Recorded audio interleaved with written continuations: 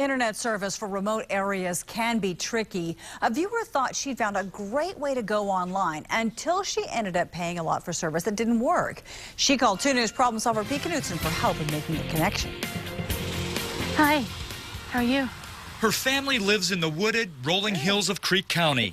And for the last 5 years, Lynn says they've had 3 cell lines through Verizon. That seems to be the best company we've had so far as coverage out there. So when Lynn needed to get internet service to their rural home, they found out Verizon offers this small device called a hotspot, which can be connected to a computer. Lynn says the sales rep said they'd get coverage at her home, so she forked over $100 for the device and signed up for 2 years of service at $50 a month. But from day one, Lynn says it didn't work. We tried it next to the window. We tried it in different rooms. We tried it outside. But Lynn says they couldn't find a consistent connection to the internet. And from day one, Lynn says she called customer service, which for weeks kept connecting her to technicians who tried to troubleshoot the problem without any luck. So she asked to return the hotspot for a refund and cancel her contract. I was told no, that I couldn't do that. I was past the 14-day return policy. And I said, I understand that, but you indicated to me you didn't think it was going to be a problem.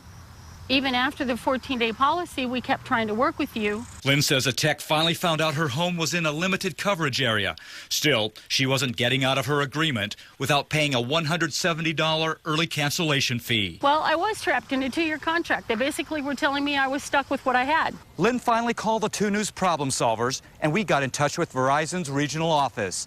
After doing a little research, a manager got in touch with Lynn. She was getting all of her money back, and her contract was canceled without penalty. That was wonderful. They were very nice. And Lynn says they're still very satisfied with their cell service from Verizon. Pete Knutson, 2 News works for you.